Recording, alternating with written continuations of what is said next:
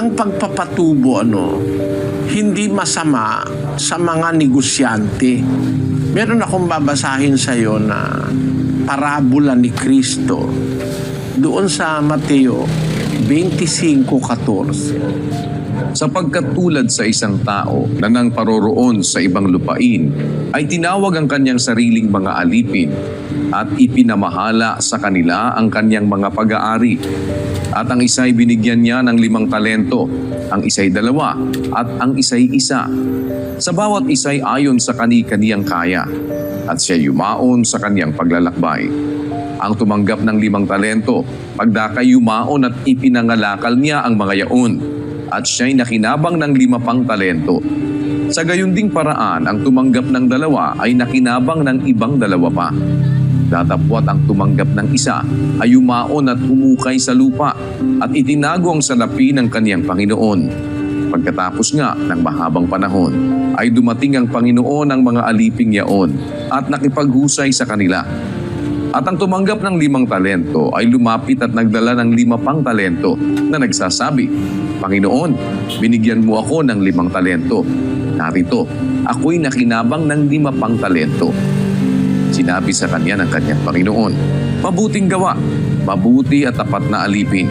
Nagtapat ka sa kakaunting bagay, pamamahalain kita sa maraming bagay. Pumasok ka sa kagalakan ng iyong Panginoon. At lumapit naman ang tumanggap ng 2 talento at sinabi, Panginoon, binigyan mo ako ng 2 talento. Narito, ako'y nakinabang ng 2 pang talento. Sinabi sa kanya ng kanyang Panginoon, mabuting gawa, mabuti at tapat na alipin. Nagtapat ka sa kakaunting bagay, pamamahalain kita sa maraming bagay. Pumasok ka sa kagalakan ng iyong Panginoon.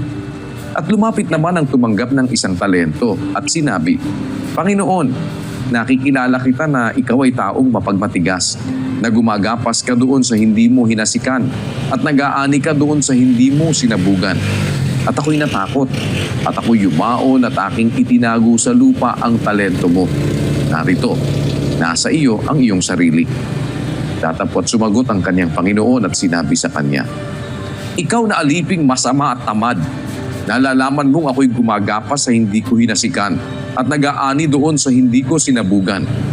Gayon pala'y ibinigay mo sana ang aking salapi sa nagsisipangalakal ng salapi at nang sa aking pagdating ay tinanggap ko sana ang ganang akin pati ng pakinabang. Yung parabola nagsasabi na naghahanap ng tubo o pakinabang yung Panginoon na nagbigay ng kapital o talento. Ang katumbas niyan doon sa Lucas, basahin natin ang ganito ang pagkakasulat doon sa Lucas. Kung gayon, bakit hindi mo inilagay ang salapi ko sa bangko at nang sa aking pagbalik ay mahingi ko yaon pati ng tinubo? Hindi naman masama pala mag-expect ka ng tubo ng iyong salapi. Sa bangko, ganun eh. Yung mayayaman kasi sigurista, imbis na ipahiram sa mahirap yung pera nila, dinadala sa bangko. Meron namang nagpapahiram sa mahirap, aalisin sa bangko. Sa bangko kasi 2% hanggang 6% per annum. Tapos ipapautang sa mahirap, gagawin 10%, 20% per month. Kung nasa bangko yung pera mo, wala pang 1% ang kita sa isang buwan. Tapos papahiram mo sa mahirap, gagawin mo 20%. Masyadong mabigat yun, kapatid. Parang walang konsiderasyon yung iba. Kasi pag sa bangko lang, kikita lang yun, wala pang 1% isang buwan. Inilabas mo, pinahiram mo sa mahirap na naghahanap buhay. Pagkatapos i-charge mo ng 20%. Parang wala ka ng konsyensya nun. Bakit sa bangko, pumapayag ka na wala pang 1% yung tubo mo sa buwan? Ba't pagka sa mahirap, gagawin mo 20%? Kasi hindi ka naman siguradong magbabayad kahit na. Kung hindi ka siguradong magbabayad, pero kung nagbayad na, di bawasan mo naman. Di ba?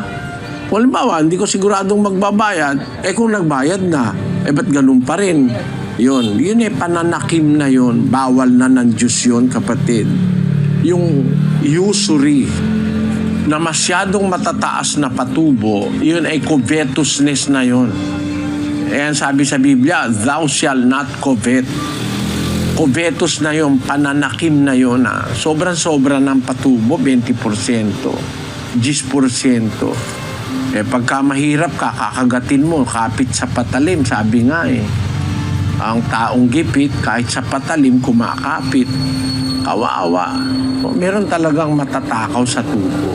Ang tawag ng Biblia ron, nandoon sa Kawikaan, Kapitulo 30, versikulo 14. May lahi na ang mga ngipin ay parang mga tabak at ang kanilang mga pagang ay parang mga sundang upang lamunin ang dukha mula sa lupa at ang mapagkailangan sa gitna ng mga tao. Merong ganyang lahi Lahi na kumakain sila ng mga dukha. They prey on the needy and the poor.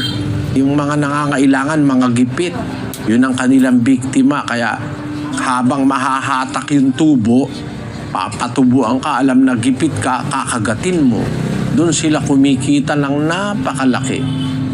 Pagbabayaran nila yan pagdating ng araw.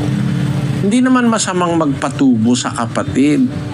Kung gagamitin sa negosyo, hindi naman para sa pagkain, magpatubo. Pero nasa mutual understanding yun.